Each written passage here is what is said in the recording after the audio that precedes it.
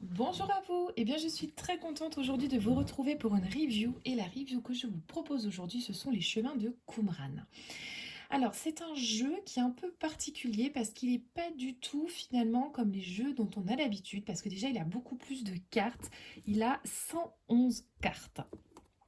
Alors ce jeu c'est vraiment un jeu de développement personnel pur et vraiment d'introspection dans ses mémoires, dans ses blocages, dans ses obstacles.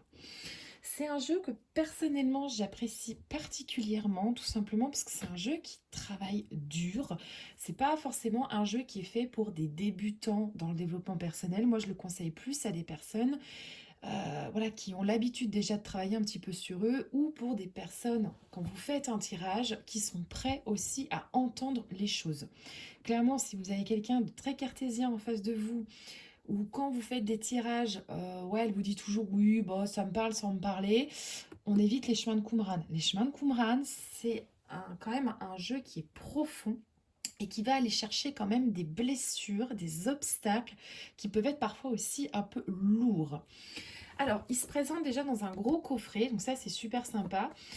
Il est au prix normalement de 28 euros et il est édité aux éditions Très Daniel. Alors, vous pouvez le trouver hein, bien sûr en vente libre hein, chez la FNAC, chez Amazon, Cultura ou chez votre libraire. Vous pouvez également le trouver, on le voit souvent sur Vinted aussi en revente. Alors je pense parce que c'est aussi un jeu qui est assez dur, il faut être prêt hein, à se faire un chemin de Qumran. Et je pense qu'il y a des personnes qui ne sont pas forcément toujours prêts en fait, à entendre certaines choses, qui ne vont pas comprendre finalement ce jeu et qui vont du coup le revendre. On peut le trouver à une vingtaine d'euros, voire moins des fois sur Vinted. Donc si vous n'êtes pas pressé, je vous conseille de l'acheter en occasion. Euh, Ça coûte quand même moins cher. L'édition en plus, on est sur de la seconde main, on redonne vie à un jeu. Alors, gros coffret, on a à l'intérieur un livret qui est très bien fourni et on a trois types de cartes, les cartes questions, les cartes obstacles, les cartes ressources. Alors, le livret, pour commencer, c'est un livret quand même qui est bien fourni. Alors, on va commencer par, forcément, on a le sommaire, la légende, toutes les petites choses au début qu'on lit jamais, clairement, mais qui nous expliquent quand même pourquoi les chemins de Qumran ont été créés. Qui nous parle d'ombre et qui nous explique aussi le détail des cartes. Donc on a une composition de 111 cartes, donc clairement on est beaucoup plus qu'un tarot, un classique ou qu'un oracle.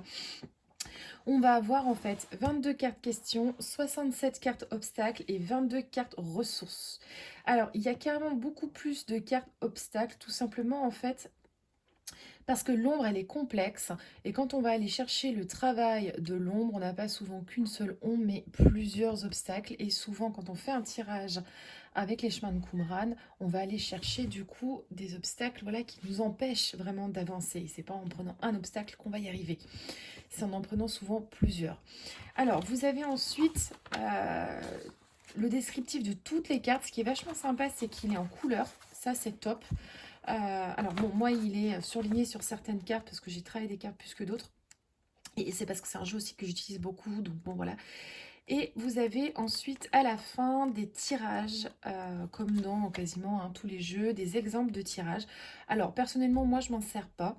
Moi je sais que personnellement, souvent le tirage que je fais, c'est que je me pose une question.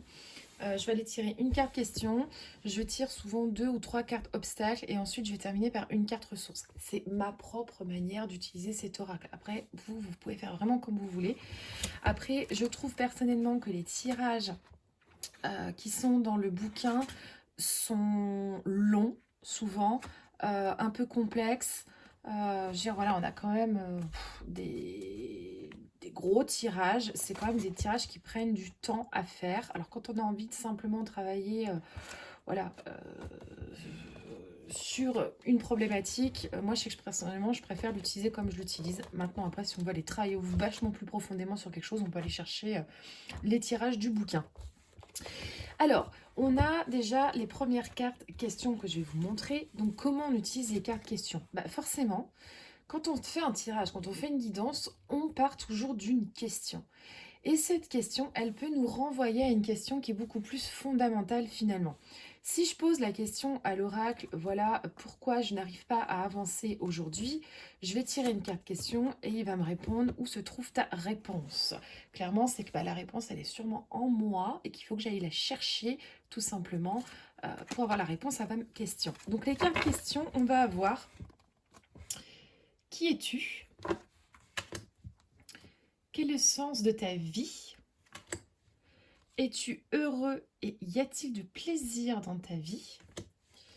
Quelle réalité fuis-tu? Quelle est la part de l'ego dans ton tourment? Et si tu te pardonnais et si tu pardonnais, qu'est-ce qui a appelé à changer en toi? De quoi as-tu peur? En quoi la vie est-elle ton allié? Que veux-tu, que veut Dieu pour toi? Quel est ton tourment exactement? Quel est ton besoin? Quelle décision peux-tu prendre? Dois-tu changer quelque chose en toi, dans ta vie ou les deux? Et si tu passais à autre chose? Ça, je trouve que c'est une carte qui est top pour quand des fois, vous savez, genre on a des tirages sentimentaux. Moi, je vois souvent des filles qui posent toujours la même question. Quand est-ce que je vais rencontrer l'amour? Quand est-ce que je vais rencontrer l'amour? Et là, quand vous prenez et si tu passais à autre chose, clairement, c'est avance, arrête d'y penser. Celle-ci, elle est assez pertinente, je trouve. Quelle est ta foi? En quoi crois-tu, clairement? Comment te sens-tu? Quelle est l'émotion présente? Que peux-tu demander à Dieu ici et maintenant? De quoi dois-tu faire le deuil? Voilà, ça c'est souvent des problématiques voilà, où on est ancré sur quelque chose et puis il y a besoin d'un deuil à faire. Quel est ton désir? Et enfin, où se trouve ta réponse? Donc clairement, vous avez chaque carte en fait qui est ici. Alors je les trouve en plus hyper intuitives au niveau des graphismes. Parce que quand on voit voilà, de quoi dois-tu faire le deuil, on voit une personne qui clairement qui a l'air morte, qui ferme les yeux. Quand on voit par exemple des cartes comme quelle est ta foi, on voit cette fille voilà, qui prie clairement. Donc vous n'êtes même pas forcément obligé d'aller chercher dans le bouquin ce qu'elle veut dire, parce que si vous arrivez quand même à lire la question et vous arrivez à déchiffrer un petit peu aussi, regardez par exemple quelle décision peux-tu prendre, on voit cette personne qui saute de la falaise, voilà, elle a pris la décision de sauter quoi. Quel est ton besoin? Genre, qu'est-ce que tu as besoin d'exprimer? Là, clairement, on voit cette bouche ouverte. C'est quand même un oracle qui est assez intuitif au niveau des images qui sont associées. De quoi as-tu peur quand on voit ce gros cadenas verrouillé? Franchement, voilà, c'est clairement un besoin de libération, en fait, de peur. Alors, on a ces cartes questions et ensuite, on va avoir dans le bouquin, du coup, l'explication de ces cartes questions. Alors, moi, clairement, je vais toujours quand même regarder dans le bouquin ce que veut dire parce que je trouve que le bouquin il est très pertinent, il est très bien expliqué et il nous explique vraiment bien finalement la signification aussi de la question qui a été posée. Et souvent ce que je fais c'est que quand je vais chercher ensuite mes obstacles, c'est-à-dire que je continue mon tirage, et bien finalement je pars de cette question-là et pas de ma question que j'avais au départ. Ah, je crois qu'on a Tigrone qui vient de nous faire coucou, voilà, bon. Alors du coup, voilà, je pars de cette question finalement parce que c'est finalement la vraie question que je dois me poser. J'ai compris en plus cette question avec l'explication qu'il y a dans le bouquin. Et là, je vais venir chercher finalement quels sont les obstacles dans ma vie pour avancer vis-à-vis de cette question. Alors, il y a plusieurs types d'obstacles. On va avoir les mémoires déjà. On va ensuite avoir les liens. Alors, je les ai triés justement pour que vous puissiez voir. On va avoir les peurs. Et ensuite, le gros tas ici, on va avoir les croyances. Donc là, on a vraiment beaucoup de cartes pour les croyances. Parce que clairement, les croyances, c'est ce qui est ancré, c'est ce qu'on nous a appris et qu'on a besoin de travailler et de libérer. Donc il y a vraiment beaucoup de cartes croyances. Et on a les cartes de comportement également. Et pareil, chaque carte est expliquée dans le bouquin. Alors, ce que j'aime bien avec les obstacles, c'est que, par exemple, pour les croyances, vous avez à chaque fois l'explication de la croyance Vous avez pourquoi, si vous avez tiré cette carte, ce qu'on vous invite à faire. Et vous avez ensuite une affirmation positive. Par exemple, ici, pour Dieu me punit, je suis 100% responsable de ma vie et je me pardonne. C'est-à-dire qu'on va vous donner une indication aussi comment surmonter finalement cette croyance qui est en vous. Ensuite, on a les cartes comportement. Alors, les cartes comportement, donc là, on a déjà, voilà, une explication aussi. Si vous avez tiré une carte type comportement, vous avez la définition, en fait, au départ, de la croyance, du comportement, de la peur, des liens qui vous est expliqué au début du bouquin. Et les cartes comportement, c'est pareil. On a vraiment l'explication, en fait, du comportement. Et surtout, on a l'explication aussi de pourquoi on a, par exemple, ce comportement dans notre vie. À quoi, par exemple, ça peut nous référer. Là, par exemple, on a la dépendance, on a l'histoire de la dépendance. Pourquoi on a une dépendance et aussi pourquoi on peut même être dépendant des choses, des abstraits, mais aussi peut-être parce qu'on a vécu des violences, il y a eu peut-être des conditionnements aussi au niveau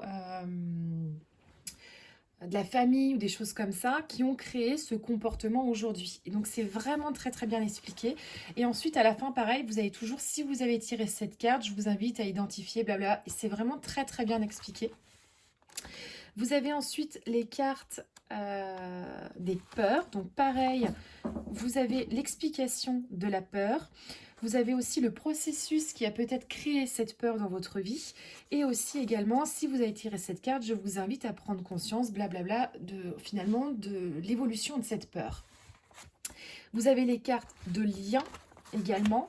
Par exemple, là, en lien avec mon passé. Donc là, on va beaucoup parler d'introspection. On va expliquer, voilà, à quoi correspond le lien du passé. Et si vous avez tiré cette carte, on va toujours vous inviter finalement à observer aussi les choses qui se sont passées dans votre passé. Pareil pour les cartes aussi de mémoire. Donc là, les mémoires, par exemple, mémoire émotionnelle, mémoire familiale, mémoire karmique. Pareil, on va vous expliquer vraiment, en fait, quelle est cette mémoire. Voilà, par exemple, la mémoire familiale, chaque système familial fonctionne. Et là, on va vous expliquer, voilà, vraiment en détail les mémoires familiales. Et on va vous expliquer toujours pourquoi, si vous avez tiré cette carte, qu'est-ce qu'il faut aller travailler. Et ensuite, les ressources, on les verra après. Je vais vous montrer du coup les cartes. Donc d'abord, les cartes de croyance. Alors, on a « Je suis fou »,« Dieu ne m'aime pas ». Alors, il a un côté aussi, beaucoup, il parle de Dieu. Ça, c'est, voilà, l'auteur qui est comme ça. Moi, personnellement, bon, moi, je crois en Dieu, donc forcément, ça va me parler. Mais une personne qui ne va pas croire en Dieu, je veux dire, elle a qu'à imaginer que c'est autre chose, quoi. C'est l'univers, clairement. Ensuite, on a « Les autres n'existent pas ». Dieu ne m'entend pas. Je ne mérite pas de vivre. Dieu me juge. Je ne suis pas un être humain. Je suis mort. Alors ça, c'est une carte qui tombe souvent dans les tirages que je fais. Et bizarrement, hein, je suis mort. Moi, je ne me serais jamais dit je suis mort, mais c'est des conditionnements. C'est très très intéressant d'aller voir aussi hein, l'explication des cartes. Je n'ai pas de valeur. Je suis nulle. Ça, c'est aussi une carte qui tombe souvent dans les tirages, hein, quand je fais des tirages à des personnes. Donc ça, on est bien sûr sur des croyances. Les ondes sont un danger pour moi. Le corps, la matière ne servent à rien. Je suis mauvais. Dieu me punit. Changer, c'est mourir. Le changement est dangereux. La matière est dangereuse. Je ne m'appartiens pas. Il n'y a pas de place pour moi. La vie est dangereuse. La matière est mauvaise. Je suis une victime. Alors ça tombe souvent aussi hein, dans les tirages que je fais. Croyances qui reviennent souvent. La vie tue. Pareil, ça c'est une carte qui tombe souvent aussi. La vie est difficile. La souffrance est nécessaire. Ça c'est pareil, ça tombe souvent aussi. Dieu est mauvais. Je suis un danger. Je ne suis pas digne d'être aimée. Je ne mérite pas d'être heureux. Je suis Dieu, je suis tout puissant. Ça, c'est une carte qui tombe souvent aussi. Hein. Je suis seule. pareil, carte qui tombe souvent. Je ne suis pas digne de vivre. Je suis malade. Je vais mourir. Tout n'est que matière. Et enfin, je n'ai pas le droit d'être heureux. Donc là, on est vraiment sur des cartes qui parlent des croyances qu'on a en fait à l'intérieur de nous. C'est-à-dire des choses, par exemple, quand on va avoir une problématique, on va nous renvoyer finalement peut-être à une croyance qui est à l'intérieur de nous. C'est-à-dire c'est souvent des conditionnements qui ont été construits souvent durant l'enfance. Alors, il y a des cartes qui sont faciles à interpréter. Il y a d'autres cartes, par exemple, moi, les cartes de matière, j'ai un peu plus de mal, en fait, à comprendre de quoi elles parlent. Clairement, je conseille vraiment d'aller chercher dans le bouquin le descriptif vraiment de la carte pour bien la comprendre. Ensuite, on a les cartes de comportement.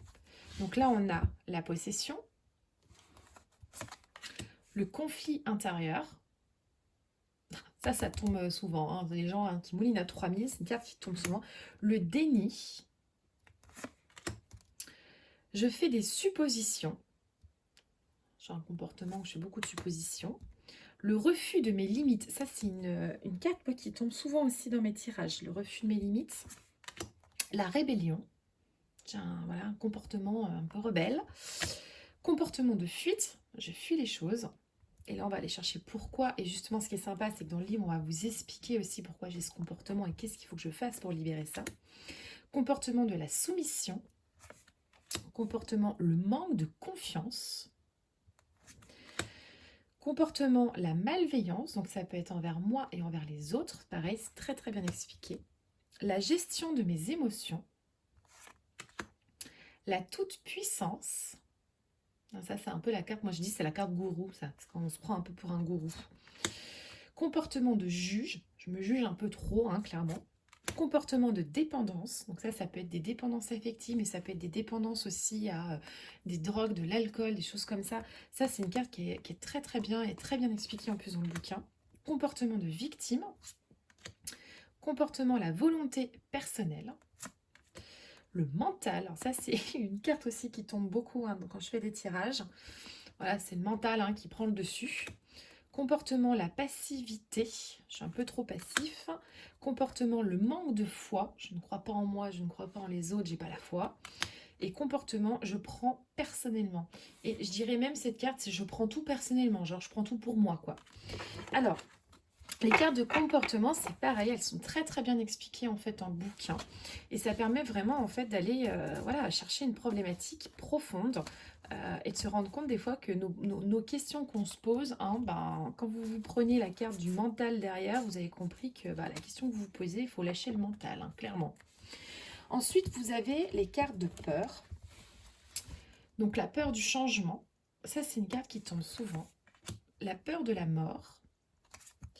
La peur de l'avenir et la peur du monde et de la réalité. Ensuite, vous avez les cartes de liens. Donc là, elles sont bien expliquées aussi dans le bouquin parce que c'est les liens aussi qui sont parfois à couper. Donc un lien avec une vieille partie de moi, un lien avec un autre ou les autres, un lien avec ma souffrance, un lien avec mon passé. Et enfin, on a les cartes de mémoire. Donc, on a les mémoires karmiques, les mémoires familiales et les mémoires émotionnelles. Donc, là, je vous les ai présentées toutes dans l'ordre. Clairement, moi, quand je fais un tirage, c'est tout mélangé. Hop, je mélange bien toutes mes cartes. Et là, je vais venir chercher, en fait, souvent, moi, je prends 2 ou 3 cartes. Donc, et ça peut, du coup, être une croyance, un comportement, une peur, un lien. Et en fait, ces 3 cartes, finalement, que vous avez tirées, va construire, finalement, votre guidance, finalement. Je veux dire, votre développement personnel. Moi, souvent, je me les note. Quand je le fais pour moi, je pars de ma question, je me tire une carte question. Ensuite, je me note mes 3 obstacles que j'ai eus. Et après, on va aller chercher les cartes ressources, c'est-à-dire comment, en fait, qu'est-ce que j'ai en moi, finalement, pour passer tout ça. Alors, c'est vraiment un super outil, ça, quand on veut aller travailler pour soi-même. Moi, ces cartes-là, clairement, Ça peut être assez dur, hein. Moi, il m'est arrivé de faire pleurer sur certaines guidances des personnes. Et puis, quand je parle du chemin de Qumran, clairement, quand je me fais un Qumran, c'est que, bah, j'ai envie de me prendre une calotte parce que j'ai envie d'avancer, en fait, hein, clairement. Je sais que personnellement, quand je me fais un propre tirage avec Qumran, c'est que, bah, finalement, dans les autres oracles, j'ai pas trouvé, de réponse à mes trucs. Je tourne un peu en rond. Là, j'ai envie d'aller chercher le fond du problème. Je vais aller le chercher avec Qumran. Mon compagnon me dit souvent, c'est l'oracle qui fait mal. Voilà, clairement. C'est celui où... allez, on va chercher quoi, hein. Et après, on a les cartes ressources. Donc là, voilà, toutes ces petites ressources-là. Donc moi, souvent, je termine par une carte ressource. Et finalement, c'est qu'est-ce que j'ai à l'intérieur de moi, sur quoi je dois me concentrer, en fait, pour avancer. Et on a là l'intention, la création, la prière, l'envie. Est-ce que j'ai vraiment envie de faire les choses, hein? Le discernement et la clairvoyance, la nature, bah clairement, là, la ressource, c'est aller se balader en nature, hein, et puis se reconnecter à la nature. Le temps, je veux dire, prendre le temps de faire les choses, je veux dire, il n'y a que le temps finalement qui laissera les choses se décanter. L'introspection, là, c'est, je dis souvent, cette carte, c'est le pouvoir finalement d'aller à l'intérieur de soi. La confiance, avoir confiance. Le libre arbitre, l'action, on passe à l'action, hein, on se bouge. L'espoir, la joie, le plaisir, l'amour, la décision, quand il y a des grosses prises de décision, et ça c'est souvent lié voilà, avec des obstacles, c'est aller, on se bouge, hein. Le pardon, ça c'est quand on a des obstacles, souvent des mémoires, des choses comme ça, des personnes qui ressortent dans les cartes obstacles, bah, c'est savoir se dire pardon et dire pardon aux autres. La nourriture, le partage, la contemplation, le lâcher-prise, l'écoute et la foi, avoir foi en soi et avoir foi en les autres. Donc concrètement, les chemins de Qumran, moi c'est clairement un jeu que j'adore personnellement. Je le trouve très pertinent. Vraiment, je recommande pour les personnes qui ont envie d'aller travailler dans leur part sombre, dans leur ombre, il est vraiment top. C'est un oracle qui fait mal, donc c'est clairement pas un oracle qu'on va se servir pour avoir des cartes doudou. C'est vraiment celui qui va aller toucher dans le fond. Et je trouve que c'est un super outil pour vraiment le développement personnel, à se faire soi-même. Alors, à se tirer soi-même, c'est pas toujours évident parce que bah, souvent on n'a pas forcément envie d'entendre certaines choses. Il faut savoir prendre beaucoup de recul aussi par rapport à ce jeu, c'est-à-dire qu'à un moment donné, il faut accepter aussi de rencontrer ces obstacles. Quand on fait aussi une guidance à certaines personnes, moi je sais que quand je choisis et que je vais chercher Qumran, c'est que je sais que la personne en fait à qui je fais la guidance est prête aussi à entendre certaines choses. Si c'est, voilà, comme je disais au départ, une personne qui a envie de bosser sur elle, qui a envie de se faire une guidance plus pour savoir oh bah tiens, qu'est-ce qui va m'arriver? Quand est-ce que je vais rencontrer l'amour? Machin, enfin bref, qui a envie d'un truc plutôt divination. Clairement, Qumran, on oublie, hein, parce que Qumran, il va travailler beaucoup les blessures, le passé, le transgénérationnel aussi. Il va travailler vraiment dans ce qu'il y a avant et pas ce qu'il y a après. Donc voilà, bien faire cette différence par rapport à ce jeu. Et franchement, superbe jeu. Honnêtement, moi je le recommande vraiment. Je trouve que c'est un jeu à avoir dans sa bibliothèque quand on fait du développement personnel. Superbe jeu, franchement, que je recommande beaucoup aux éditions Très Daniel. Voilà pour cette review, j'espère que ça vous a plu. Et puis bah, écoutez, je vous dis à bientôt pour une prochaine vidéo.